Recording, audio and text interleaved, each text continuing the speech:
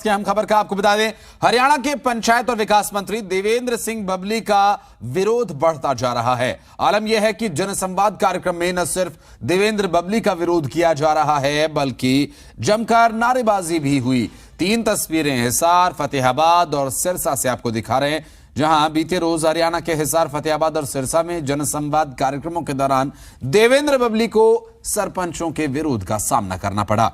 हरियाणा भर में सरपंच सरकार के ई टेंडरिंग की शर्त का विरोध कर रहे हैं। सरपंचों का यह आरोप है कि हम सिर्फ 2 लाख का काम करवा पाएंगे और उसके लिए भी विभागों के धक्के खाने पड़ेंगे। उन्होंने कहा कि पहले सरपंच 20 लाख रुपए तक का काम करवा सकते थे और अब सरकार ने 2 लाख रुपए की एक नई शर्त लगा दी है, जिससे सरपंचों की ताकत कम हो गई है। हालांकि मंत्री देवेंद्र बबली ने सभी आरोपों को गलत बताया और विरोध को विपक्ष की एक साजिश करार दिया।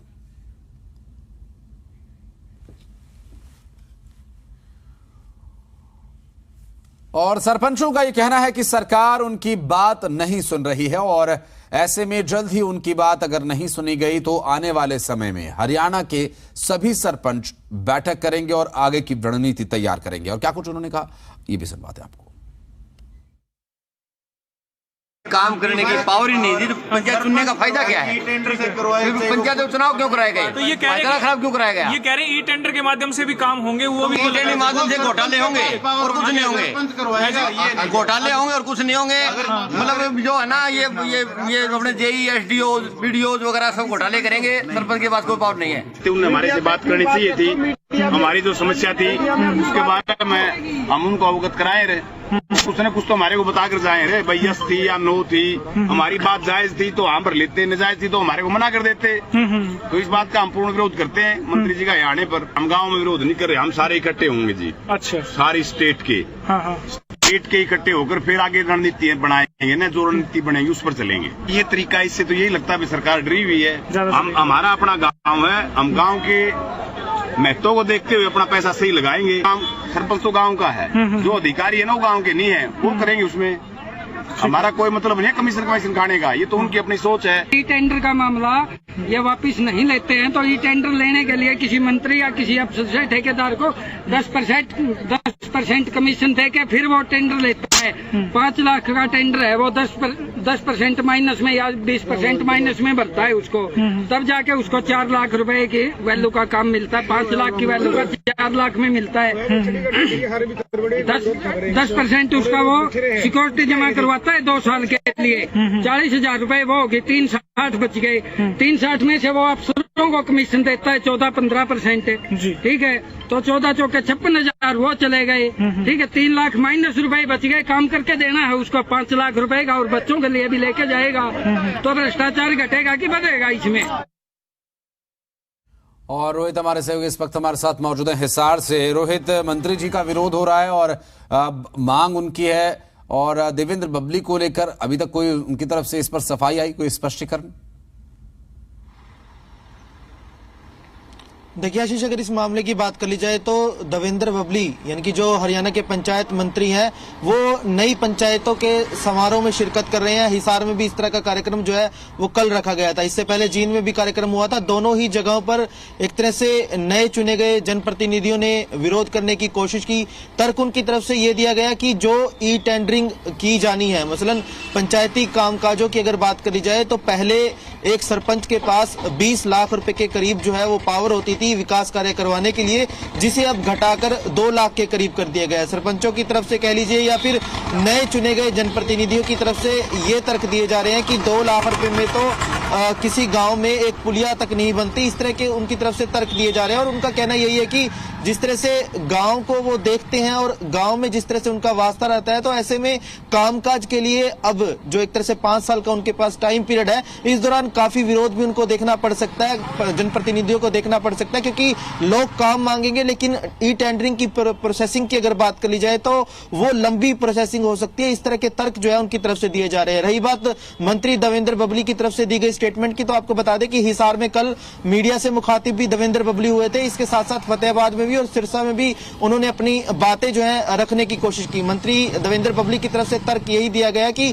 जो ये ई टेंडरिंग की जा रही है, मसलन ये एक तरह से बड़े कामकाजों के लिए होगी, क्योंकि उनका फोकस जो है शहरों की तर्ज पर ग्रामीण इलाकों में भी विकास करवाने का है। तो ऐसे में जितने भी कामकाज अब होने हैं आगे भविष्य में जितने भी होने हैं, तो वो एक तरह से ओपन प्रक्रिया के तहत ई टेंडर के माध्यम से जो है वो करवाए जाएंगे। उनका तर्क यह है कि अकाउंटेबिलिटी ही नहीं बनती, जिस तरह की बातें जो हैं इनकी तरफ से कही जा रही है। सीधे सीधे देवेंद्र बबली के स्टेटमेंट्स की तरफ गौर किया जाए तो उन्होंने यही कहा कि जो काम करवाना चाहते हैं वो एक तरह से पॉजिटिव नजरिया अपनाए हुए है, लेकिन हो सकता है कि ये प्लांटेड लोग हो। इस तरह की बयानबाजी जो है मंत्री देवेंद्र बबली की तरफ से सुनने को मिली। अब आपको मुख्य बिंदु बता दूं आशीष, सीधे तौर पर सरपंचों ने अब मीटिंगें करना शुरू कर दिया है, बकायदा प्लानिंग की जा रही है और जल्द ही एक तरह से पूरे हरियाणा में आंदोलन का बिगुल फूंकने की वार्निंग जो है वो इन सरपंचों और जनप्रतिनिधियों की तरफ से दी जा रही है।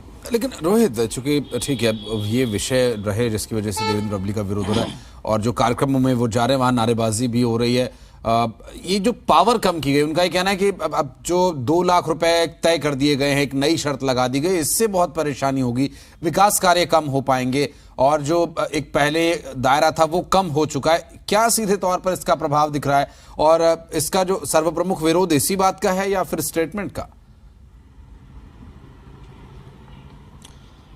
देखिए आशीष, अगर तकनीकी पहलू पर गौर करें तो आपको बता दें कि जिस तरह से गांव में विकास कार्यों की अगर बात कर ली जाए तो मान लीजिए कि गांव में कोई सड़क बनानी है, तो पहले की अगर परिस्थितियों की बात कर ली जाए तो अगर उस सड़क को बनाने की कॉस्ट 20 लाख रुपए तक आती थी तो वो सरपंच जो है वो अपने नजरिए से अपने अनुसार करवा सकता था। मसलन वो लेबर भी खुद लगा सकते थे, इसके साथ साथ अगर वो चाहे तो टेंडर की प्रक्रिया भी करवा सकते थे। इस तरह की प्रोसेसिंग जो है वो रहती थी। लेकिन अगर अब की बात कर ली जाए, मसलन जो नए नियम एक तरह से बनाए गए हैं जिसका विरोध ये किया जा रहा है, उसकी अगर बात कर ली जाए तो वो पावर जो है अब 20 लाख से घटाकर मात्र 2 लाख रुपए पर कर दी गई है। मतलब 2 लाख का कामकाज जो है वो पंचायत कह लीजिए या फिर सरपंच कह लीजिए वो अपने अनुसार करवा सकता है। लेकिन अगर किसी प्रोजेक्ट की कॉस्ट जो है 2 लाख से ऊपर आती है तो उसको ई टेंडरिंग के माध्यम से ही करवाया जाएगा। इस तरह के नियम जो है वो बनाए गए और इसी बात का विरोध सीधे सीधे प्रतिनिधि जो है, जनप्रतिनिधि जो है वो कर रहे हैं। उनका कहना है कि अगर इस तरह के ये प्रावधान जो बनाए गए हैं इससे उन्हें ही दिक्कतें होंगी, क्योंकि कामकाज वो अपने अनुरूप नहीं करवा पाएंगे, हर बार टेंडर की प्रक्रिया से गुजरना होगा। और सीधे तौर पर उनका तर्क यह है कि इस ई टेंडरिंग की जरिए, क्योंकि इसमें अधिकारियों की इन्वॉल्वमेंट भी ज्यादा देखने को मिलेगी और जिस तरह से ई टेंडरिंग की प्रोसेसिंग रहेगी तो कमीशन खोरी का एलिगेशन जो है उनकी तरफ से लगाया जा रहा है। दूसरी तरफ अगर मंत्री देवेंद्र बबली की बात करी जाए तो उन्होंने सीधे तौर पर यह कहा कि ऐसा कुछ भी नहीं होगा, फेयर तरीके से सब कुछ हो और कामकाज की एक तरह से अकाउंटेबिलिटी तय हो और एक तरह से जिम्मेवारियां सुनिश्चित की जाए। मसलन अगर कोई कामकाज किसी सड़क को किसी एजेंसी ने बनाया है तो उससे एक तरह से जवाबदेही तय हो। इस तरह की बातों को ध्यान में रखते हुए ही ये प्रक्रिया अपनाई जा रही है। और सीधे तौर पर उनकी तरफ से एक बयान और भी दिया गया था। मंत्री देवेंद्र बबली ये भी कहते सुनाई दिए कि अगर किसी ने सरपंची का इलेक्शन लड़ने के लिए कुछ इन्वेस्ट किया था, मसलन खर्चा किया था, तो इसका मतलब ये नहीं कि इस तरह के कामकाज करके इस तरह का दबाव बना के आप उस पैसे को पूरा करना चाहेंगे। तो इस तरह की एक तरह से बातें सामने आई। फिलहाल कारण भी है कि जो बात कही गई थी मंत्री जी द्वारा उस पर भी लोगों की नाराजगी। आप रहे रोहित हमारे साथ और इस वक्त विजय हमारे सहयोगी सिरसा से मौजूद हैं। विजय, यहां भी विरोध हुआ देवेंद्र बबली का, ये जो दायरा कम किया गया, जो पावर्स कम की गई, जो खर्च करने का एक लिमिटेशन की गई है, क्या उसी बात का विरोध है या स्टेटमेंट को लेकर मिला जुला विरोध देखने को मिल रहा है? क्या कुछ हुआ वहां पर और क्या तैयारी है अब सरपंचों की?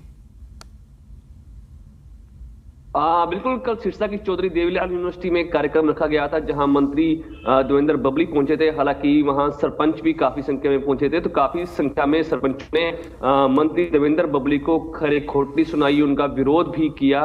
तो साफ तौर पर जो ई टेंडरिंग का जो सरकार उसको लागू करने जा रही है, सरपंचों के ऊपर एक तरीके से जो कह सकते हैं कि उनके ऊपर एक बाउंडेशन हो जाएगी, क्योंकि 20 लाख का अगर कोई काम किसी गाँव में विकास कार्य सरपंच या पंचायत द्वारा करवाया जाता था तो उसको बिल्कुल घटाकर उसका 10वां हिस्सा कर दिया गया है। 20 लाख से 2 लाख रुपए तक लिमिटेशन अब पूरी तरह से पंचायतों की कर दी गई है, जिसका विरोध लगातार हिसार, फतेहाबाद और सिरसा में जहां जहां कार्यक्रम देवेंद्र बबली के थे वहां वहां उनका विरोध किया गया। सिरसा में तो उनको खूब खरी खोटी भी सुनाई गई। हालांकि मंत्री देवेंद्र बबली ने साफ तौर पर मीडिया से बातचीत करते हुए कहा कि ई टेंडरिंग जो प्रणाली है उससे पूरे गांव के जो पंचायत हैं उसका विकास पूरी तरह से पारदर्शिता से किया जाएगा। जैसे पहले आरोप लगते थे किसी सरपंच ने ग्रांट का गबन किया है, तो उस तरह से जो अब आरोप जो लगने की जो गुंजाइश है वो बिल्कुल नामात्र रह जाएगी। ई टेंडरिंग प्रणाली के जरिए ही पूरी तरह से गांवों का जो विकास है वो कार्य पूरी तरह से किया जाएगा। हालांकि सरपंच बार बार ऐलान कर चुके हैं कि ई टेंडरिंग का विरोध वो लगातार जारी रहेंगे। सिरसा में भी अभी फिलहाल कोई ऐसी स्थिति नहीं है, हालांकि कल ही विरोध हुआ था, लेकिन अभी जानकारी यही मिल रही है कि आने वाले कुछ दिनों में सिरसा जिला के पूरे जो सरपंच एसोसिएशन है वो कहीं ना कहीं देवेंद्र बबली के खिलाफ कहीं ना कोई रणनीति बना सकते हैं। लेकिन अभी विजय, सिरसा में जो ई टेंडरिंग का विरोध हो रहा है उसका स्पष्ट कारण क्या दे रहे हैं सरपंच? आखिर क्यों वो नहीं चाहते कि ई टेंडरिंग लागू हो, जबकि सरकार का ये प्रयास है कि पारदर्शिता बनी रहे, किसी को सवाल उठाने का, अंगुली उठाने का मौका ना मिले और बेहतर तरीके से काम हो? सरपंच क्या कह रहे हैं इस पर?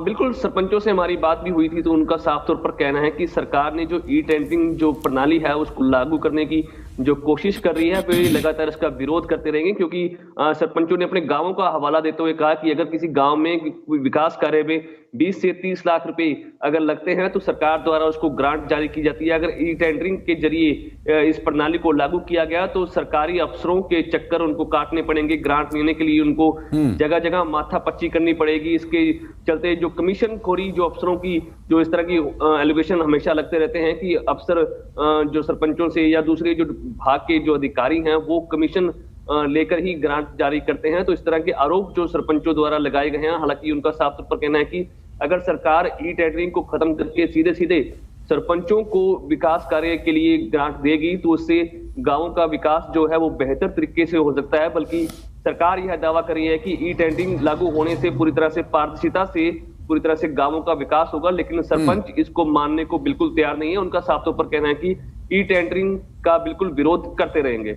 मैं रोहित आपके पास आता हूं क्योंकि एक चीज और समझने की यहाँ पर आवश्यकता है हमारे दर्शकों को, और ये जानने का प्रयास रहेगा कि जो ई टेंडरिंग में सरपंचों का ये कहना है कि अधिकारियों के चक्कर उन्हें लगाने पड़ेंगे। ई टेंडरिंग में जहां तक जानकारी है ऑनलाइन सारे काम होने चाहिए, आप ऑनलाइन तरीके से टेंडर उनके निकलेंगे और उसके बाद अधिकारियों से क्या इसमें कोई वास्ता नजर आता है या ऐसा कहां पर लूप रह जाता है जिसकी वजह से सरपंचों को ये लगता है कि अधिकारियों के चक्कर काटने पड़ेंगे उन्हें काम करवाने के लिए? देखिए आशीष, इसके लिए आपको सबसे पहले उन पहलुओं को समझना होगा कि आखिर गांव में विकास कार्य पहले कैसे होते थे और अब कैसे होंगे। आपको बता दूं कि मान लीजिए गांव में कोई भी विकास कार्य करवाना है, भले ही कोई सड़क बनवानी है या बड़े कोई बिल्डिंग बनवानी है, तो पहले की अगर प्रोसेसिंग की बात करी जाए तो पहले एक तरह से पंचायत रेजोल्यूशन पास करती थी। उसके बाद एक एस्टिमेट बनाया जाता था कि इस पे कितनी कॉस्ट आएगी और उस कॉस्ट को बनाने के बाद जो है संबंधित विभाग के पास भेजा जाता था और वो विभाग जो है अपने आला विभाग के पास भेजता था और वहां से राशि अलॉट हो जाती थी। उसके बाद एक तरह से प्रोसेसिंग होने के बाद जो है कामकाज शुरू हो जाता था। मसलन सरपंच जो है अपने हिसाब से लेबर लगाकर कह लीजिए या फिर कोई भी एजेंसी हायर करके काम करवा सकता था। लेकिन अब की अगर प्रोसेसिंग की बात कर ली जाए, हालांकि ये सब रहेगा ऑनलाइन, लेकिन इसके अंदर सबसे बड़े पहलू की अगर बात कर ली जाए तो प्रोसेसिंग वही रहेगी। मतलब आपको पहले रेजोल्यूशन पास करना होगा एस्टिमेट बनवाने के लिए। जो अब एस्टिमेट बनाने की प्रक्रिया रहेगी वो एक तरह से सीधे सीधे अधिकारियों के हाथ में आ जाएगी और उसके बाद जो है उसे डिपार्टमेंट की साइट पर अपलोड किया जाएगा और ऑक्शन के माध्यम से कह लीजिए या फिर जो सबसे कम कॉस्ट देगा उसको एक तरह से वो ई टेंडर अलॉट किया जाएगा। इस तरह के प्रावधान रहेंगे। लेकिन इसमें पेच यही अड़ता है कि सरपंचों का तर्क यही दिया जा रहा है कि हम लोकल गांव में रहते हैं, मसलन हमें पता है कि किस क्वालिटी से किस हिसाब से काम करवाना है। उनकी तरफ से एलिगेशन ये लगाए जा रहे हैं कि ई टेंडरिंग प्रोसेसिंग के अकॉर्डिंग अगर कामकाज लिए जाएंगे, करवाए जाएंगे तो उसमें कहीं ना कहीं भ्रष्टाचार होगा, कहीं ना कहीं परसेंटेज देना पड़ेगा किसी ना किसी अधिकारी को, उस एजेंसी को, और उस हिसाब से वो कॉस्ट जो है कम हो जाएगी। अभी आपने जो अभी वीडियोस चलाए थे, जो बाइट्स चलाई थी, उसमें भी वो इसी तरह के एलिगेशन जो है वो लगाते नजर आए। दूसरी तरफ मंत्री की तरफ से तर्क ये दिया जा रहा है कि ये पारदर्शिता होगी, इससे कामकाज की एक तरह से जिम्मेवारी तय होगी कि सड़क अगर बनी है तो उसकी कितने साल की गारंटी रहती है, किस तरह से अगर उसमें कुछ दिक्कतें आती हैं तो वो उस एजेंसी पे जुर्माना भी लगाया जा सकता है। इस तरह के ये जो एस्टिमेट का काम है रोहित, और इसमें जो समय लगने वाली बात है, अब सरपंचों की इस मांग पर कि ये सब खत्म हो और जिस तरह से विरोध हो रहा है, अब देखना होगा कब तक ये सब खत्म होगा। बहुत शुक्रिया आप दोनों का हमारे साथ जुड़ने के लिए। और